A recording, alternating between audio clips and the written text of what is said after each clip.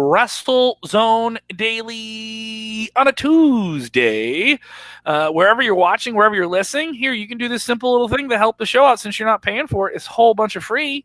All right. We got no paywall. We ain't asking for donations. Simple thing that you can do, and that is share the link. Pass it on. Get your comments here on screen. Engage with us. The most interactive pro wrestling talk show on all of the webs. All the webs you can think of. The information superhighway. We are speeding through it. We are picking you up along the way. Information superhighway, a term that has not been used since 2001. So I'm here with, from the WrestleZone News Desk, Dominic D'Angelo. How you doing, Dom? Good. It's the Mr. Clean edition today. Look at this. Yeah, dude. The Baldies are back, baby. Baldies are back. What's going on, everybody? And if you're with us, don't be afraid to, pass on everything that you guys are thinking about what's going on in the world of wrestling. A lot to cover here.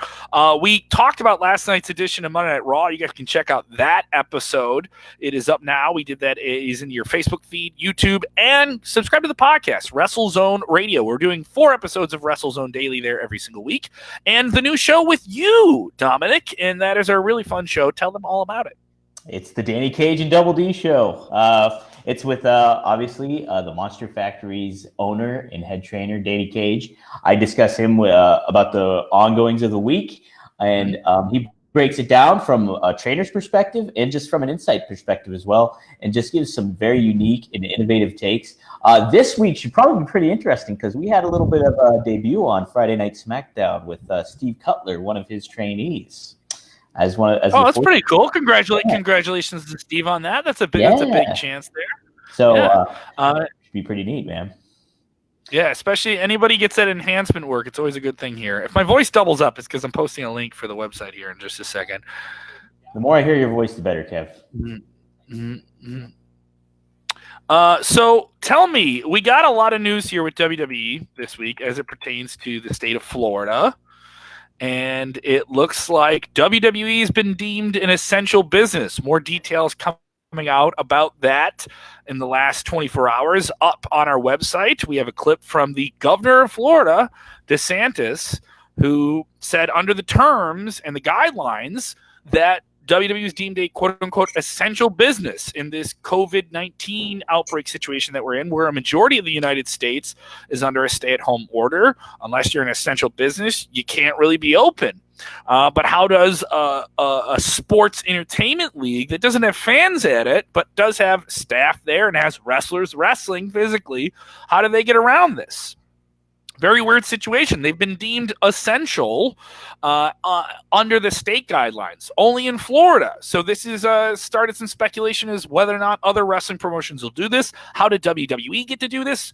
Dom, how do you see this whole thing going out? Because it seems like WWE figured out a situation that works for them, and Florida's okay with it.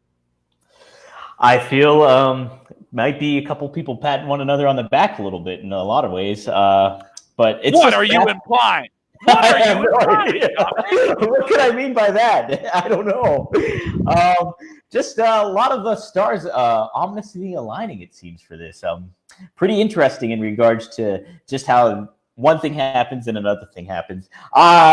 You know what? I mean, as far as I know, I always considered like food essential, health essential, shelter, that's pretty important. Entertainment, that didn't necessarily fit in that category. I don't know, Kev.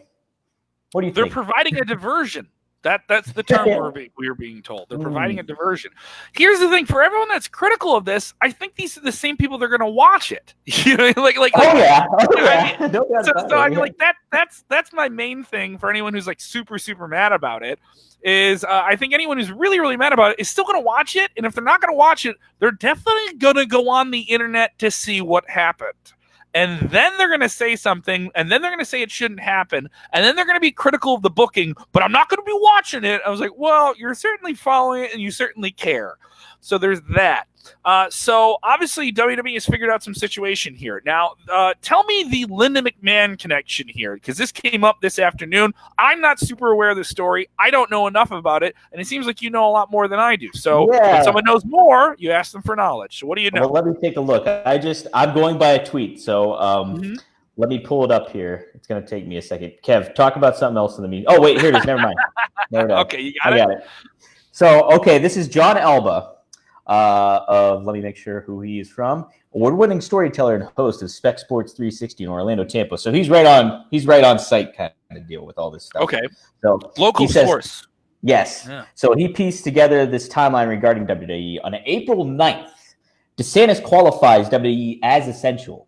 And same day, Linda McMahon's re-elect Trump super PAC commits $18.5 million to the state of Florida. Okay. The next day, on April 10th, Vince McMahon reportedly made the decision to tape live in Orlando. So it's a little interesting there. What we were talking about just certainly interesting, and there's other maneuvers that we've seen All Elite Wrestling do. They were running their tapings at a facility owned in Jacksonville, Florida, same state. Up until last week, they did all their tapings through May, right, for All Elite Wrestling and how they got their content done. But that was done in Norcross, Georgia. So that was done in a different state.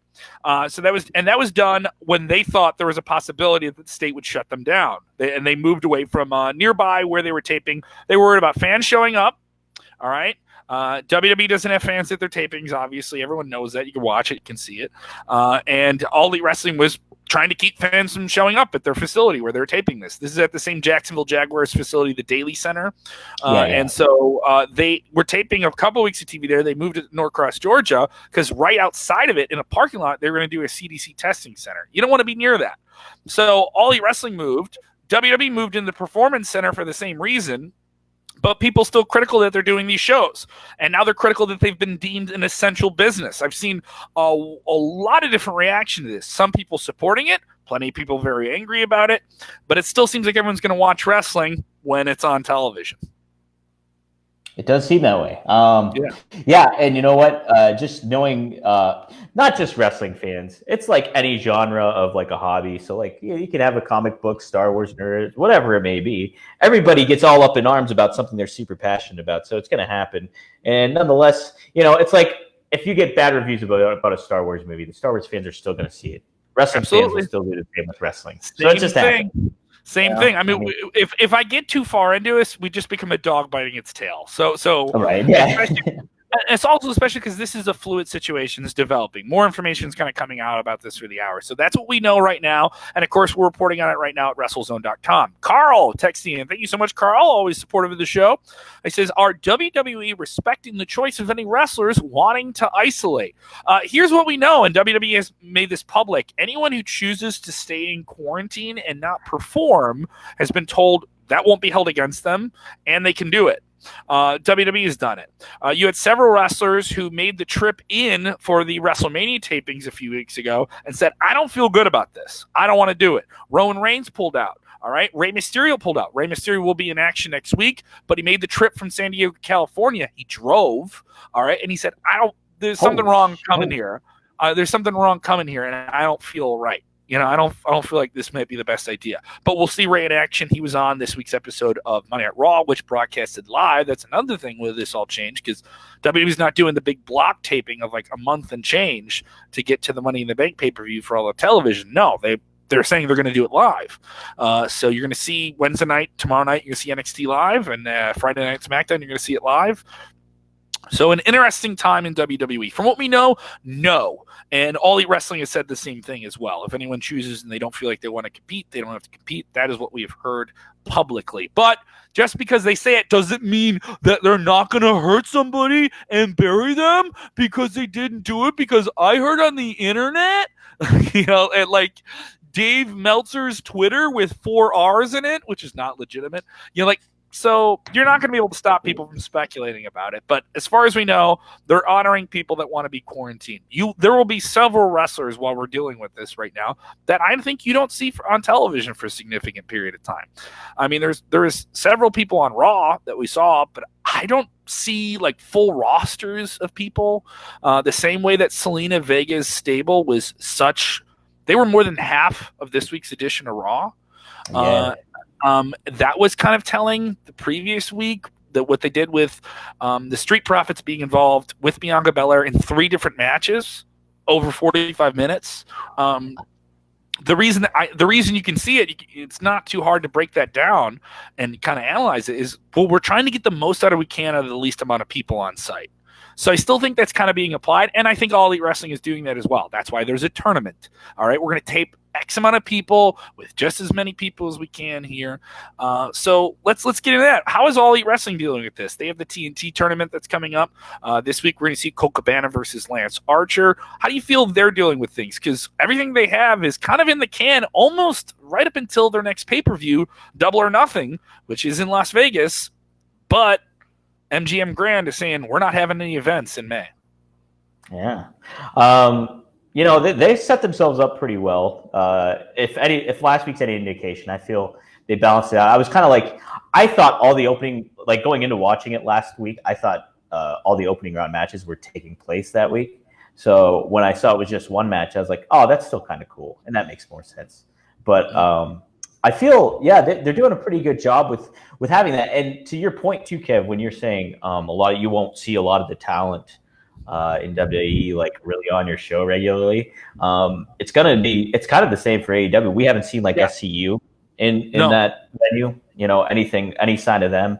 I haven't seen. I'm trying to think of other different talents. Jim Ross is an older fellow, obviously for good reason. Yeah, and a lot of that, like Arn Anderson, you don't see. Tully, you don't see anymore. They are taking the precautions and doing things as where I stand on the whole wrestling at the moment thing. I just don't feel it should be happening. But like as far as them taking precautions and doing what needs to be done with this going on, they're doing what they are. It's not bad, I guess, from their perspective. So good point here. It's a weird situation. Yes. We have Herman Takar texting in here while we're talking about that TNT tournament. He says everyone knows it's just going to end up being Lance Archer versus Cody Rhodes in the tournament final. Is that a foregone conclusion for you, Cody Rhodes? No, honestly, I don't feel that is a foregone conclusion. I see Lance Archer going the distance. That's my prediction. I see him going the distance, but it doesn't necessarily have to be Cody. It could be Darby Allin. It could be somebody else. Like, I feel, it could be just him or Darby Allin, I guess. But, did Darby Allin win his match? No, they didn't even have his match yet. That's still up for debate even. But I feel, no, it's not a foregone conclusion. I feel a lot of it. But if it does happen, who cares? It's how you get there. It's the distance of how you get there because, I agree. Everything's set up for that. It's a great story already. So why don't we want to see that get paid off? But maybe it'll happen later on down the line. You just don't know. So absolutely. What other high spots of AEW should we look forward to? We got a big title match this week, an empty arena match with AEW champion Jon Moxley taking on Jake Hager. Right before he went on, I saw the Road 2 special. They did a good job. This is the one that featured the big thing that you and I debated about last week on the show, the putting smiles on people's faces. Yeah. Second time watching it, it did still bother me, but I gotta admit, it did. It made me roll my eyes in the back of my head. I was like, it's too much. To your point too, though, I've heard other people say, other pundits of the wrestling media say they're kind of like, well, they got to be careful of it. You can't overdo it. And if you pick we've already done it, but they're doing this great vignette where they're filming both guys training like it's a big fight. It's a big fight feel. We're training for this huge fight, this huge title match, and every match I have for this championship matters. And I'm Jake Hager, and I've dominated in Bellator. And then you do this line that just like, wait, what did you just say? Like it's that kind of thing where it just kind of took me out of it here. What do you think of this match, though? You have two really, really gritty characters. This version of Jake Hager is a monster. He's displayed as a monster. He's displayed as this training beast, very much more conniving. And you have a very gritty kind of, I would say not a PG rated version of what was once Dean Ambrose, now Jon Moxley. There's some expectations here with this match. And how do you do it without making Jake Hager look like a goof and keeping that belt on Jon Moxley? Because I don't think anyone's thinking that Hager's getting that title off him this week on television. I don't think anybody is.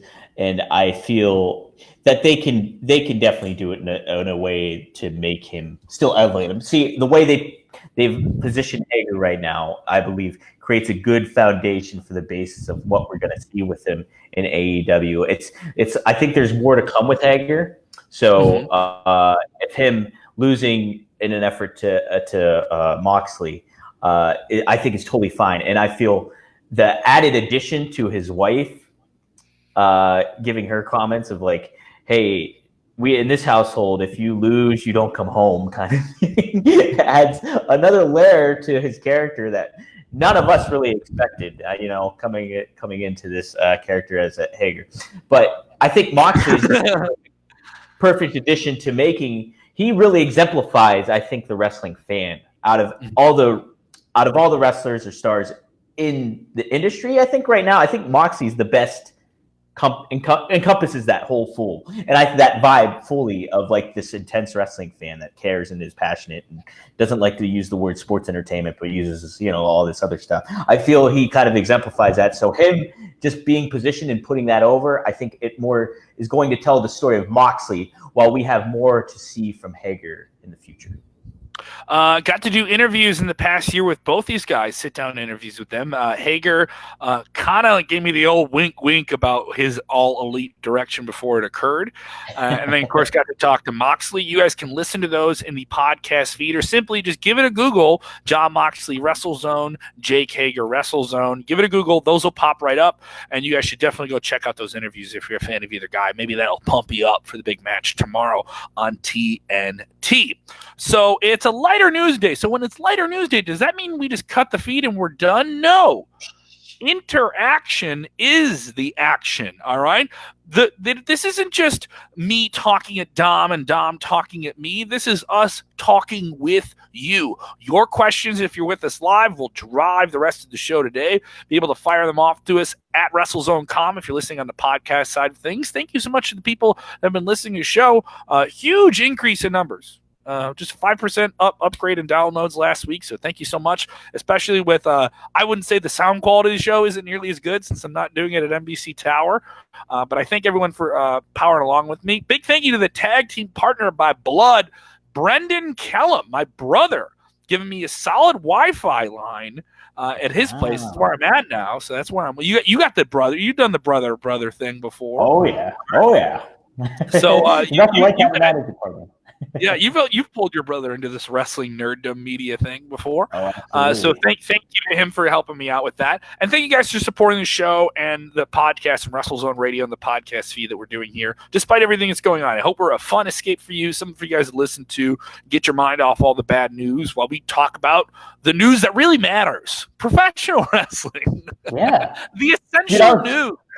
I was watching the coronavirus press conference yesterday, and I was like, why aren't they talking about working punches right now? What's going on? Come on now. Yeah. Let's talk about these working punches here. So people bringing that up. Shawnee and Reed texting in while we're on the topic of AEW. Why not push someone like Brodie Lee, the new Exalted One leading the Dark Order faction, revealed a few weeks ago in an empty arena, formerly known in WWE as Luke Harper. Well, I'd say they're pushing him pretty solid right now. He got fed a couple of jabronis the past couple of weeks and getting a lot of TV time and being featured as his kind of like cult leader version that is spoofing Vince McMahon. It's a very interesting character here. One thing that did irk me, Brodie. The name Brodie Lee doesn't sound like a villain. It sounds like a cool bouncer at a bar. Like, it sounds like a guy that like you go fishing with. Oh, I'm going fishing with Brodie. You know what I mean? I don't know. There's just something about the name when he came over. And mind you, I know his history. He owns the name Brodie. He was very successful under the name Big Rig Brodie Lee and all those different things prior to WWE. Not denying that. I don't know. Maybe just a fresh name. And that's me nitpicking. Love the look. Love the finisher. You have a huge tall guy like that doing topes and big boots. Always thought he was a really dynamic guy. You don't need to push everyone at the same time. And I don't think this is the time to push him to the top. I think let him kind of establish himself and run roughshod on a few mid-card guys before he sets his sight on title gold. And I feel, too, he's going to be the guy. If Moxley's going to hold on to this title, I think, for a while. But I think if one person's going to top him, I think it's going to be Brodie Lee, just to further the storyline. I could see him. Interesting. Yeah. Interesting here. You don't hold me to that, but I'll you know what? Hold me to it. We'll see what happens. I don't care. Just try it. Taking more questions as they kind of come in here. Craig Backlund saying, do we see the Fiend Bray Wyatt win back the SmackDown Championship, the WWE Championship, at Money in the Bank? Last week on SmackDown, the show closed with Braun Strowman, successful over Shinsuke Nakamura, facing off with a Firefly Funhouse, big Tron screen version of Bray, and Bray bringing up the history that Bray brought you into WWE, found you in the swamp.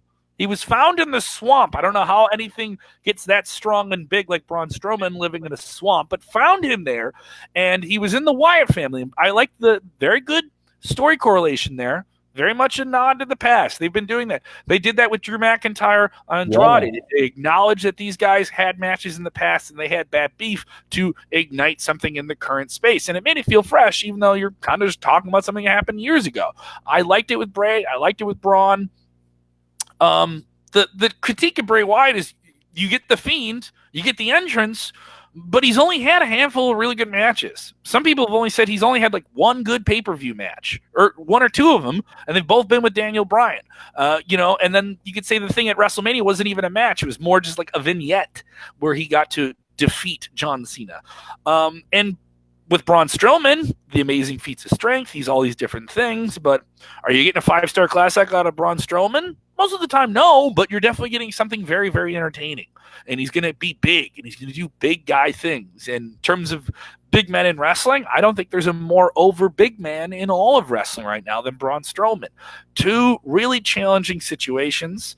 I would say this is a test for both of them, but you can't admit that both guys aren't over. Especially the Fiend. He is quite over and has his legion of fans online. Something makes me think we get some type of dusty finish at Money in the Bank.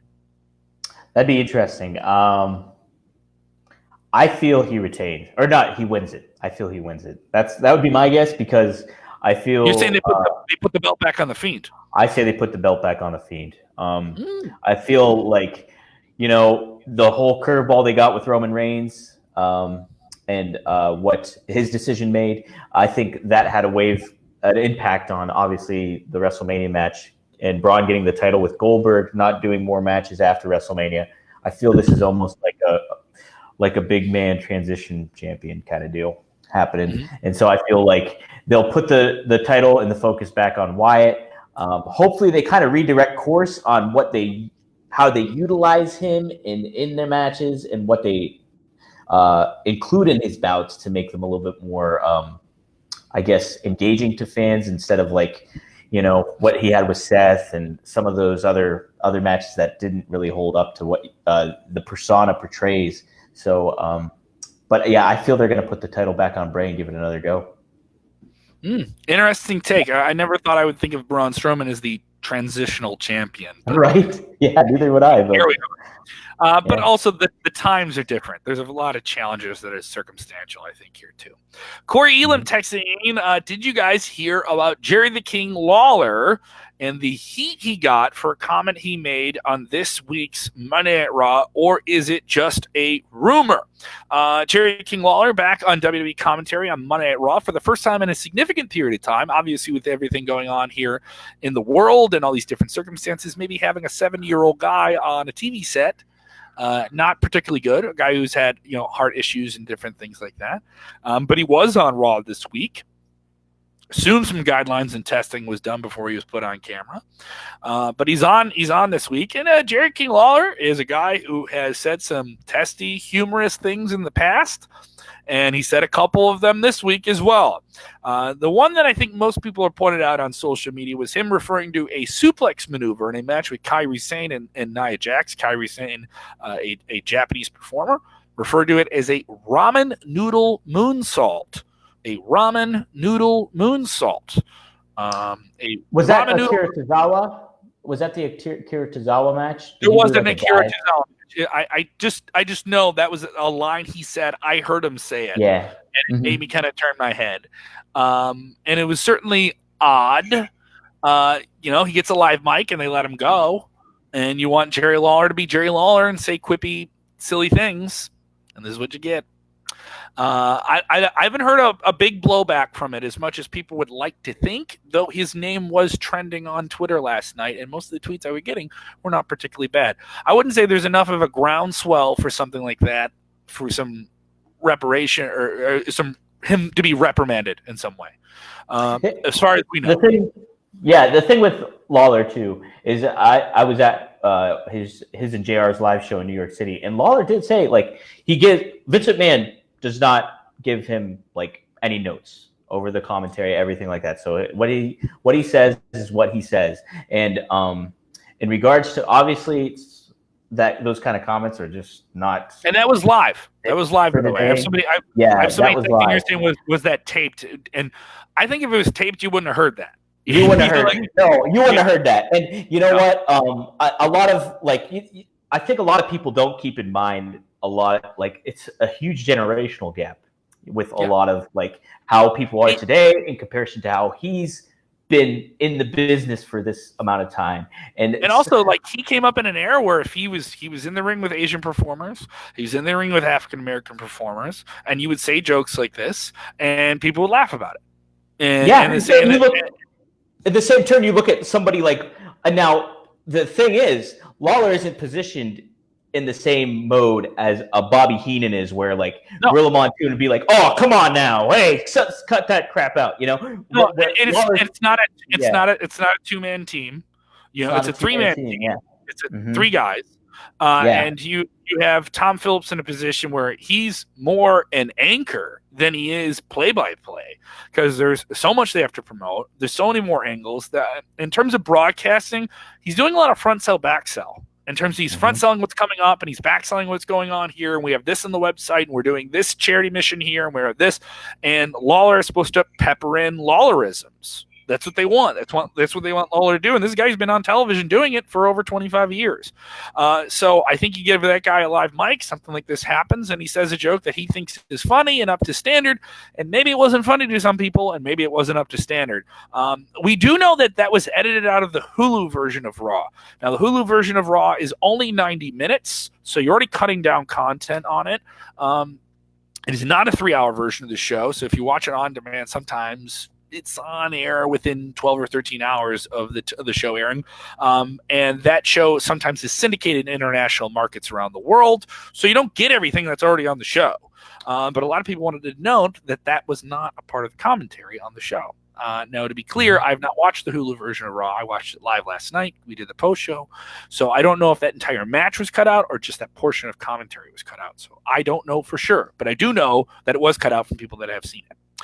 As far as him getting heat too, I don't know anything about. I haven't heard him getting heat backstage or otherwise in that. I'm sure a lot of this is stuff like this probably just goes through Vince McMahon, and he knows how Lawler is and knows what Lawler how Lawler handles his style and everything like that, and not necessarily that's warranted for the time period, whatever. But this is when you get Lawler in, that's what you wanted to have. You have that content that Lawler produces that he's expected of, and whether it's tone deaf and out of touch, whatever, that's for everybody to decide. And it seems like people are making their decisions. So there you go.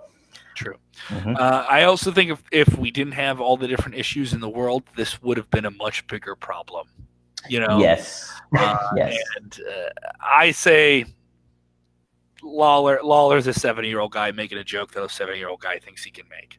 Yeah, sure. I don't look at it like, he woke up and wanted to say something venomous and mean. He said he was ignorant to the circumstances he's performing it, which then could be said, well, maybe you're just being reckless then. But whole other debate. Next question. Eric BigGrizz Billups says, do you think the Revival recently released from their WWE contract? They've been trying to get out of that WWE deal reportedly for over a year. And big old Brinks truck of money was backed up to their house and offered from WWE for them to stay. In that period, they became champions on 2 different TV shows, but yet still wanted to pursue opportunities outside of WWE. So what are those opportunities? Well, of course, they must be elite opportunities, right? You can't possibly think you're going to wrestle outside of WWE and have it not involve All Elite Wrestling and TNT, but you can't be doing that. But BigGrizz says, do you think the Revival would benefit from working different promotions before signing exclusively somewhere else. Well, you have some performers in All Elite Wrestling, depending on who they are.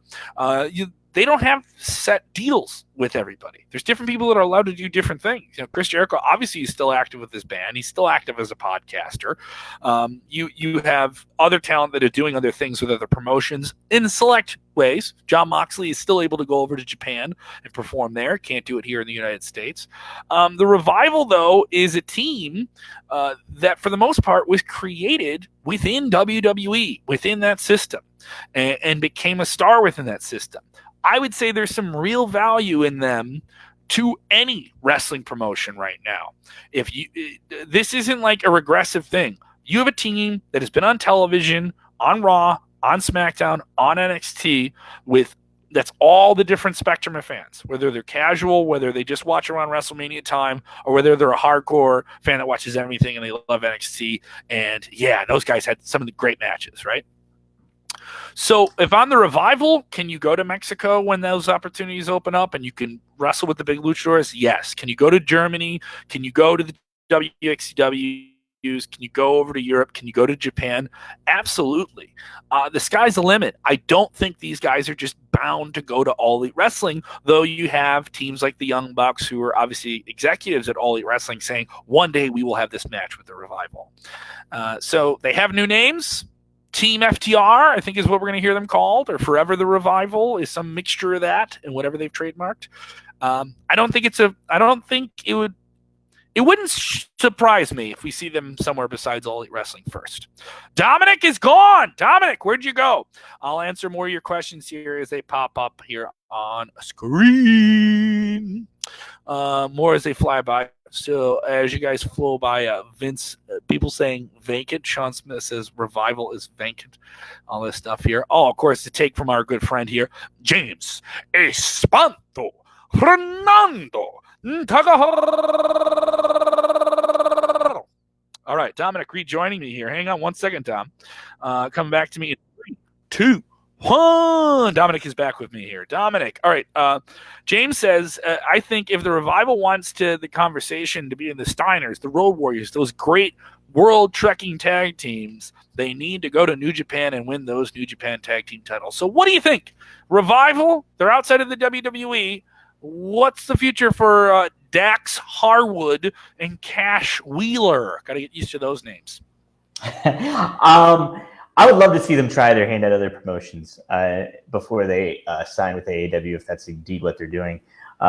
Just like I look at guys like Killer Cross, who did like a little stint in MLW in Philadelphia before going to NXT, and just how neat it is. You get your name out there and you move around, you create your own history for yourself and your own resume, a backlog where people can look at you and be like, wow, I had no idea that he was for that company. Like, even you look back in the late 90s or early 2000s, Scott Hall showed up in ECW. Like, that's just crazy to think. It's a neat thing to add to your career to kind of make your way around. And before you kind of commit to a company, Revival has that opportunity. They have that star power. I also understand, though, the other aspect of, we're not having live shows right now, and these promotions aren't necessarily running. So, and there's also the allure of, bam, that one big surprise shows up. So if you want that Jericho debut in WWF Impact, you can get that with the Revival showing up on AEW too. But either way, it makes sense for both of them. I would enjoy seeing them show up in other promotions, but I also understand the other side of the coin too as well. Oh, do you want to see the pettiness? All right. Tom Petty and the Heartbreakers with this comment from Sean Smith texting in with his New York Yankees logo. Sean Smith says, AEW thinks they're elite, but WWE is essential. Oh, come on now. Now, technically, they're all essential. They're all essential at this point. You go down to Florida, they can put on a show. You're absolutely right there, Dominic. I want to get into this question here. Let's see. Carl Barma says, do you think with the COVID-19 situation, do you think WWE will relocate to the first state that reinstates mass gatherings after all things die down? It's so like we're just bound to speculate then. I would say they stay in Florida because they have an infrastructure there. They have their own building. They can control the circumstances in the building. If you own a building, you have a lot more. You can control when you can have the building, when you can open it up, how you can clean it. I think that's another thing here. And they've expressed that. They've expressed that, hey, we want to be able to change the ring aprons and the ropes and the canvas as much as we want to do it. When you have that and you control the space, you can do it. More control is better. And more so for All Elite Wrestling. If them staying in Georgia and taping at a gym there is what is the safest thing for their crew and their performers, do it. That's what's going to happen. If you're going to keep doing this content and keep producing it at this pace, those are the things you're going to have to do. And I don't see them leaving Florida. I could see maybe All Elite Wrestling going back to Florida simply because they own the facilities there for the same reason that WWE's there. And they could be in Jacksonville, down the road from Orlando. What do you say, Dom? I say that I think they'll pump the brakes. I don't think they will necessarily jump right in. WWE's tendency, though, especially when you consider WrestleMania and them going to and a new stadium opens up, WWE always wants to be like the first to get in there, the first to jump in and be that. So, I mean, there is that aspect of it. So you could maybe see it, but with a pandemic, hopefully everybody's a little bit like, okay, maybe the world's open for mass gatherings at this point, which who the hell knows when that's going to happen. But yeah, I would say there's no timetable for that. Everybody, there isn't a timetable. No, they're like this idea that that we're just going to have wrestling back by SummerSlam. That could be in question. I don't. There isn't going to be like this green light go, and we all just get to go out and do anything. It's going to be done in stages. It's going to be done in stages for as long as a government feels it's necessary. So if you're WWE and you just get to tape TV, whatever that TV is, whether it's Raw, SmackDown, NXT, or even more pay-per-views like this, we know Money in the Bank is going to be in front of no fans, and we expect it to be at the Performance Center. That is the track that we are on right now, unless they go and tape it somewhere else, but we don't know otherwise. And bummer it's going to be, but All Elite Wrestling seems like they're going in that direction as well for Double or Nothing. Seems like we're going in that direction as well. I don't mean to say that news to make you feel bad or to tell you these things because, I'm the guy from WrestleZone and I'm telling you the way it is. I'm telling you, I'm not doing that to make you feel bad. I'm telling you because that is the way it is. And if the way you want to feel about it is the way you want to feel about it. I don't have to agree with it, but all right, this is where we're at. This is what we're following. This is what's happening, and here are the logistics of why it's happening. I look at all the industries that involve entertainment and getting crowds at them as in serious danger, in terms of what their health looks like. A telling sign I could tell you why you should think that wrestling isn't going to be live again for a long, long time. And at least look at what's going on in the summer. Ticketmaster and Live Nation are one of the biggest companies that provide live events. And obviously, they handle events for All Elite Wrestling, and they handle events for WWE, coast to coast and around the world. They're in a position where they're doing furloughs, where they're doing restructuring. They're trying to do things to sustain themselves financially when they're running no events. They have nothing. It's gone. You can look what's happening with the live music industry. What's the biggest time of the year for live music? The summer months. You get people out to big amphitheaters across the country in the United States. You get them in clubs. You have events like Coachella that has already been canceled. All right. You have events like Lollapalooza in Chicago, where I'm from. They're in danger. Boston Calling down the road from you in Philly and Massachusetts. Huge festivals like that. All in danger or being restructured or being postponed. And then you could say, well, how are they sustaining themselves? This is something people should follow, is the way that Ticketmaster recently changed the logistics of getting refunds. You can only get a refund if an event is canceled.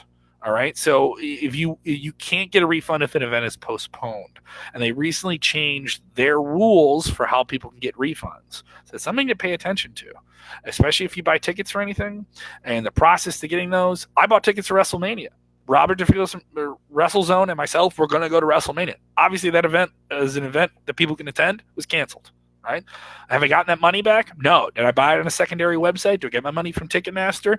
It's it's unraveling a lot of wires that are tied together, and there's a lot of companies that are involved in it, and there's going to be a lot of people who, unlike hardcore wrestling fans, are not going to be rushing to buy tickets to an event. If you do see wrestling live, you may see an episode of Monday Night Raw in front of a few hundred people.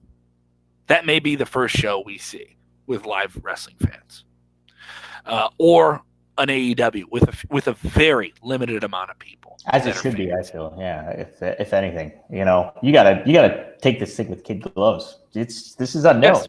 Yeah. So yeah, and we can't just run out the door, and say we're gonna jump in a mud puddle and say we're fine.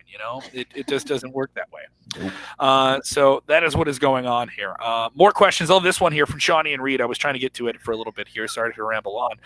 One of the more well-received matches from this year's WrestleMania was the Boneyard match. A completely cinematically filmed battle between The Undertaker and AJ Styles. And a lot of people loved this match and really loved what it did. And people said it was probably better than a match that Undertaker and AJ Styles could have in a ring in front of a crowd. So what we got here was something that a lot of people want to see more of it. So obviously they want to see it with another wrestler who is in the twilight of his years, right? And shouldn't be allowed in the ring and probably has some physical limitation, hasn't been under the doctor's knife. He's not just a man. He's a man called Sting. Are we going to see the Stinger and the Taker go at it in a Boneyard match at SummerSlam? Shawnee and Reed, you just want me to tell you your fantasy booking is being fulfilled here. And I can't tell you that that's going to happen. But obviously, Undertaker has gone on record, and he said this recently in an interview just last week. It's up at WrestleZone.com. We didn't conduct it, but we reported on it, that he's very open to the idea of doing more matches like this. People say that, Undertaker is in what you can count probably on your hands how many more matches this guy may or may not have in his career. And I don't think that's a far-off statement. I think that's kind of something that he looks at too. The past years is like, how many more do we got? It's not too many more. And what do you got in the tank? But people loved his performance in this Boneyard match. It was filmed over 8 hours. It's not like they did it all in one take. And now the door is open. Can you do this with a guy like Sting, who suffered a very serious neck injury and announced his retirement? But that's a guy who's also been very open that is the match that he wakes up in the middle of the night and wishes he had, the one that everyone wants, the dark loner, the dark mysterious loner of WCW versus the dark mysterious man of WWE, The Undertaker. I don't know if it could happen. I mean, it is certainly a dream match, but is it something they could do? You could film around it. How much damage could he take? Do you want to see the camera cut away and it's not Sting taking that big choke slam off a roof somewhere? I mean, how much? Obviously, wrestling itself, it is an illusion, right? But how far do you want the illusion to go? And is Sting coming back? Undertaker still looks great at 54 with the amount of pain and injury that he works around and performs through. We don't know what Sting's like. I've heard good things about the way he looks. Mark Henry has raved that Sting looks great when he showed up in October at the SmackDown premiere on Fox. I've heard him state that publicly more than a few times. But here we are. What do you think? Sting, Taker, Boneyard match? Would you want to see it? I would want to see it. I think in a cinematic aspect, yeah, I think it's almost perfect for it. And it would be a great follow-up from AJ Styles to Sting, because I mean, there's that intrigue of that match that never happened, and certainly the cinematic matches can provide that. Even Mick Foley was up for doing something to this effect, and but SummerSlam's way too early for it, I would say. I think it'd be an excellent follow up for WrestleMania next year if they were to do something to that effect.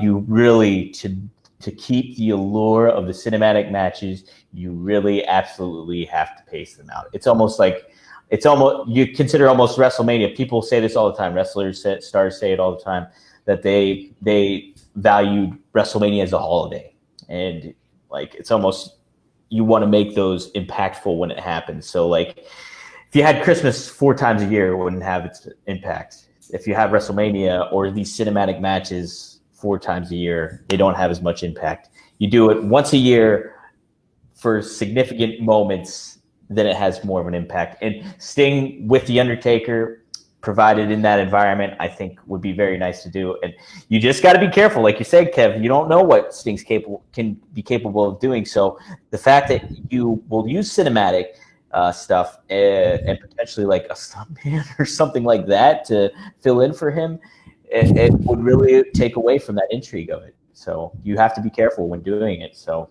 I would like to see it though, personally. Yep. I would like to see something, but I don't know if WWE wants to take another risk with a guy who has a very, very serious injury. Yet Edge come back, but Edge obviously is proven physically he can do this again, and he's not going to take the same type of risk. But then, of course, the first match he came back, he's bumping on steel tables and all these different things. Laura Rock texting in, President Trump is doing his press conferences about COVID-19. Really? Every single day, and apparently dropped Vince McMahon's name. About a week and a half ago, he met with all the different sports head leaders. WWE was one of them. So he did the conference. Yeah, that's interesting. Always ridiculous when you hear the president of the United States just bring up Vince McMahon's name, even though they have a long history, together promoting shows. They did 2 WrestleManias together. He appeared at WrestleMania 23. Yeah, it still seems crazy. Like there's still something crazy about that. Yeah. Definitely. Thank you guys so much for supporting the show and texting in. If you're watching the show on demand, don't forget to give it a big old thumbs up, whether it's on YouTube or Facebook, and pass on the link to your wrestling buddies, wherever they may be. Maybe you got a private thread with your wrestling friends. This is a great place to drop the show. If you're listening to us on the WrestleZone radio podcast feed, don't forget to rate, review, and subscribe. That is really good.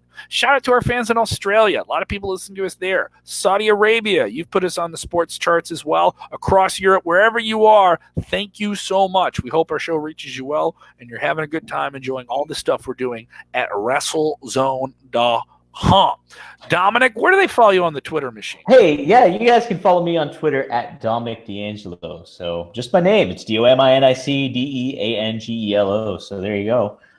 You can be sure to check on WrestleZone Radio for the Danny Cage and Double D show. I also do the Survey Says reviews. I need to do a double whammy of MLW coming up. I haven't done the last 2 shows, so I'm going to do a double whammy of that here this week that you can listen to and get my take on it. I think like what we said last week, that I also write for MLW, so covering them has been a fascinating aspect, and they're very much on the ground-breaking aspects of a lot of things that you see on AEW television as well as WWE. It's kind of fascinating to watch that and then see a lot of the other promotions take suit in that. So be on the lookout for that. I interviewed Brian Pillman Jr. recently, and there's more news too in regards to the G-Raver Jim Cornette case that I just wrote on WrestleZone.com. So take a look at that. We got a lot of irons going, Kev. We got a great team. I'm so happy with how we've been doing. Especially, we were circumstantially set up for this in the sense of we already all work from home. I don't think I'm exposing too much about WrestleZone. I don't think I'm pulling back the curtain here. We're not centrally located anymore, so we're all over the world. We have people on staff in Europe. We've had people on staff in different countries across the United States, different time zones, all these different things. And just big shout out to our parent company, Mandatory, for really having our back. They were really cool. They understand there's a lot of people at home spending some of that money. Maybe that stimulus check came in. I think I have a place where you could spend it. And that is on the merch page at WrestleZone.com. That's right. We just launched our own line of merchandise, including the Don't Blame Me, I Voted for Jack Tunney t-shirt. That's a deep reference. We also have really cool bandanas that are perfectly meant to cover your face. If you want to leave the place and you want a designated bandana and a neck covering, we have that for you. It's up now. Go to WrestleZone.com, top banner, all the way over on the right. Click merch. We also have some really cool hats, a bunch of different things. You can get in different styles as well. And really cool that we just launched that merch store. A whole bunch of new stuff that you guys can go check it out. And if you do it, take a picture, tweet it at us, and I will put it on screen on a future show. You'll get on screen in a future show. So definitely go and do that as well. When you're watching wrestling, the world is a crazy place. But I ask, when you watch wrestling tomorrow, AEW, MLW, maybe you want to watch Dark Side of the Ring. I don't know. You want to watch that Scott Hall ECW match that he was talking about earlier. It's awesome. You got to watch it. Definitely. Whatever you want to watch, okay? You want to watch Hulk Hogan's Rockin' Wrestling, go ahead. But when you do it, take off your thinky cap, open up your brain, all right? and just enjoy wrestling.